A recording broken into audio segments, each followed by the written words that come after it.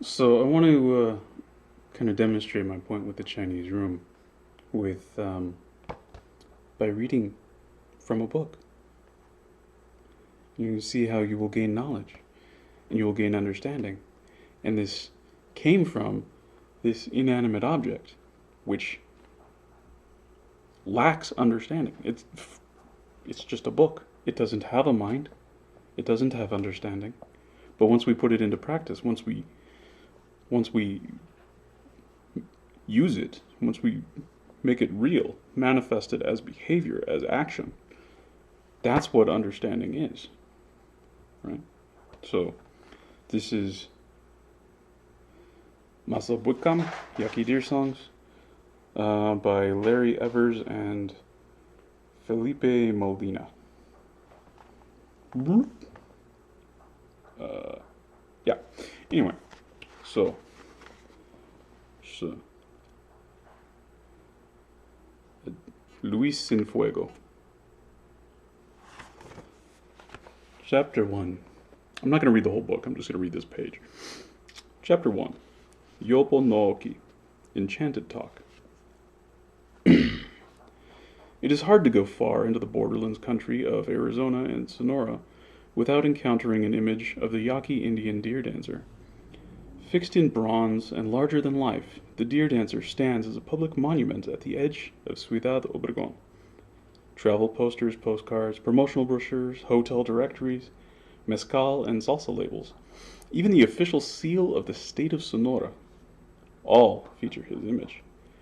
These are public images, and they are fixed, immobile, and silent. What speaks are the political and economic motives that cluster around them.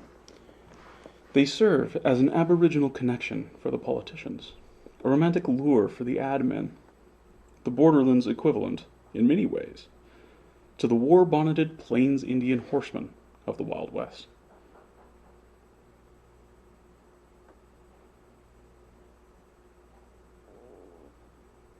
Plains Indians were from the Midwest. Anyway, Yaqui Indian people call themselves the people. They know the deer dancer as Searle Maso, little brother deer. And when their little brother comes running to dance for the he has a voice. The voice speaks to all through the songs to which the deer dancer moves. The songs are the voice of Searle Maso. All that we should talk about, that is what we sing, one deer singer told us. He does not talk, but he talks in an enchanted way. Maso Bwikam, deer songs, are a traditional kind of Yaqui song usually sung by three men to accompany the performance of the deer dancer. Yaquis regard deer songs as the most ancient of their verbal art forms. Highly conventionalized in their structure, their diction, their themes, and their mode of performance, deer songs describe a double world, both here and over there. A world in which all the actions of the deer dancer have a parallel in that mythic primeval place called by Yaquis Seya Ania, the flower world. Deer songs describe equivalences between these two real parts of the Yaqui universe. They are verbal equations developed richly with phonologic, syntactic, and rhetorical parallelisms and repetitions. They participate in an aesthetics of regularity as they describe vivid, single images. Readers with a vantage from the Yaquis' ecological homeland will recognize common things from the natural world of the Sonoran Desert imaged in the songs. Insects and insects and plants, birds and animals, and those rarer ones, more powerful in combination, rain, flowers, the deer.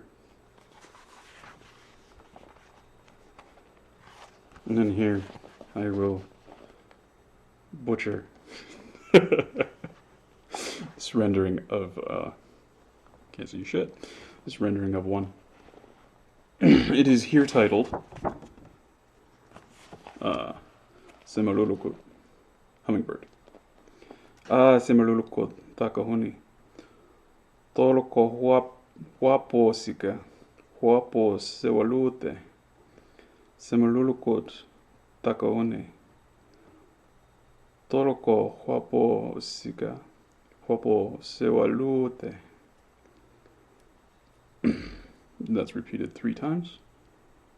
In better Yaqui than I can muster. That part of it means, the hummingbird also in the light blue wilderness went. In the wilderness he is using up the flower. The hummingbird also in the light blue wilderness went. In the wilderness he is using up the flower. So there's 3 copies of that, and then which is common to Nahuatl poetry as well. And then you get a final verse. Ayamanesi wailo, sanilota naisukun, weyeke, sanilo huaposike, huaposewalute, simululoko takahuni, toloko huaposike, huaposewalute. Over here, I in the middle of the flower-covered grove, as I am going. In the wilderness grove I went. In the wilderness he is using up the flower. The hummingbird also. In the light blue wilderness went. In the wilderness he is using up the flower. And then there's a little bit of explanation below. When the flowers are open, the hummingbird goes from flower to flower. He sucks out the nectar. That uses up the flower. Lute means to use up. We say, apovam luta. He's using up the water. This is different from 2 other words in Yaqui, chupa and ansua. We say, apo tequilwa chupa. Apo tequilwa chupa. He is completing his work. And pako ansua. The pako is ending. Lute is more like running out of or using up. We say, apo tomita luta. He's using up the money. Or, tome lute. He's running out of money. The song tells us what the deer sees. He's looking at what the hummingbird is doing in the wilderness world.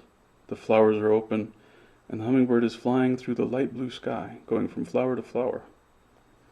I learned this song from Tani Masa Bwikam in Potam.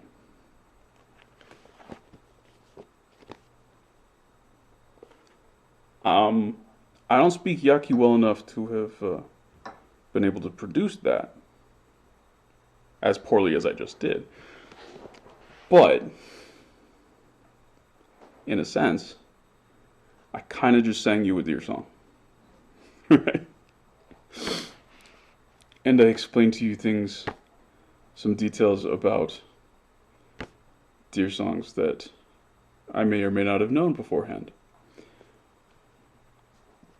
Because that's how books work.